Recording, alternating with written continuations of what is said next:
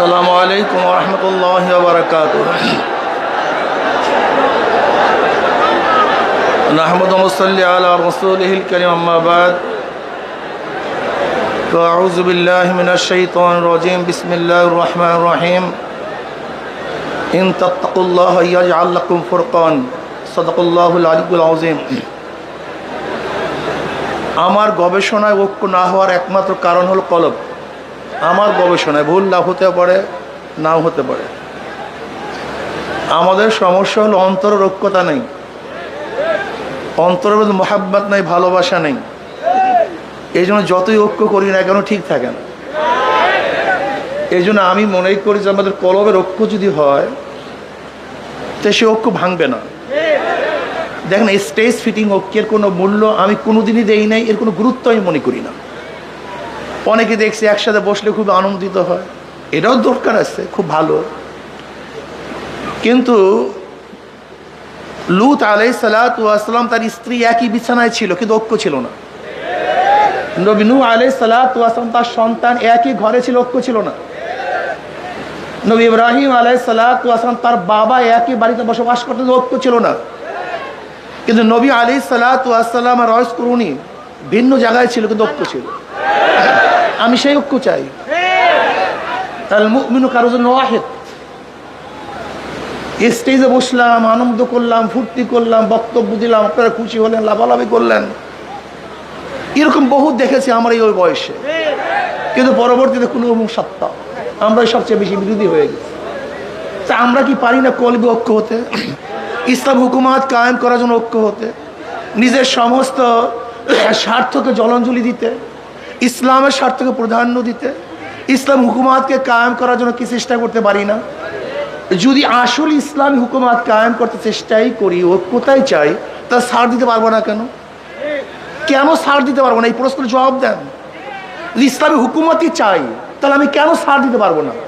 আমি এই স্টেজে বললাম, ইসলামী আন্দোলন বাংলাদেশ কোনো ভুল যদি থাকে আপনার ওলামায়ে কেরাম ধরিয়ে দিবেন।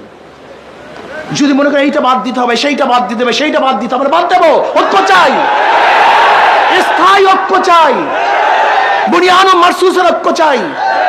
স্টেজ ফিটের ঐক্য আমি কোনোদিনই পছন্দ করি না, এর কোনো মূল্যই আমার কাছে নেই। আফগানিস্তানে কলবি ঐক্য ব্যতীত বিশাল একটা জয় করেছিল, পরবর্তীতে তাদের মধ্যে সবচেয়ে বেশি মারামারি কাটাকাটি হয়েছে। কিন্তু পরবর্তীতে এককভাবে নেতৃত্ব দিয়েছে, আর কোনো মারামারি কাটাকাটি হয়নি। আপনি কি ভেবেছেন? ধরে নেন অলাও ফরজান, আজকে আমরা কলবি ঐক্য ব্যতীত একটা স্টেজ ফিটিং ঐক্য করলাম, ইসলামী হুকুমাত কায়েম করলাম, পরের দিন কি হবে বলেন তো? পরের দিন কি হবে? ভাই ভাবিয়া চিন্তা, তারপর আবেগে কাজ না করি, স্থায়ী ঐক্যর জন্য চেষ্টা করি। দেখেন, স্টেজ ফিটিং কথার মধ্যে অনেক স্বাদ আছে। ডায়াবেটিস রোগীর জন্য মিষ্টির মধ্যে বহু স্বাদ আছে, কিন্তু ভবিষ্যৎ কিন্তু ভালো না। তো স্টেজ ফিটিং ঐক্যের মধ্যে অনেক স্বাদ আছে, কিন্তু ভবিষ্যতে আমি ভালো দেখি না। এটা প্রয়োজন নয় তা বলছি না, কিছু মনে করেন না।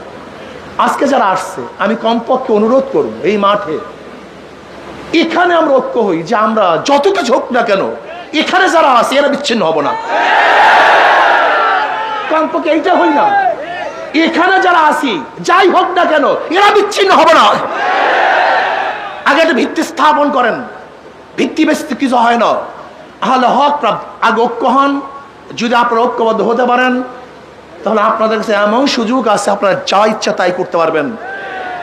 কি কয় যে আমাদেরকে বাদ দিয়ে কেউ কিছু করতে পারবে না। আমি বলি আমরা ইসলাম হুকুমাত কায়েম করব, ওদেরকে আমাদের গোলাম বানিয়ে রাখবো। আমাদেরকে বাদ দিয়ে মানে কি আমরাই ক্ষমতায় যাব? ক্ষমতায় যাব আমরা, আর বাইরে যাবে কে? 92% মুসলমানদের দেশে ওলামায়ে কেরাম ক্ষমতায় যাবে, এটাই যৌক্তিক। ক্ষমতায় না যাওয়াটা অযৌক্তিক। কাজে আপনারা ঠিক থাকেন, এখানে যারা আসেন ঐক্য হন। আমি চ্যালেঞ্জ দিলাম, ইনশাআল্লাহ ইসলাম হুকুমাত কায়েম হবে, এদেশে কলেমার পথে উড্ডয়ন হবে। আল্লাহ আমাকে আমাদের সবাইকে কলবে ঐক্য হওয়ার তৌফিক দান করেন।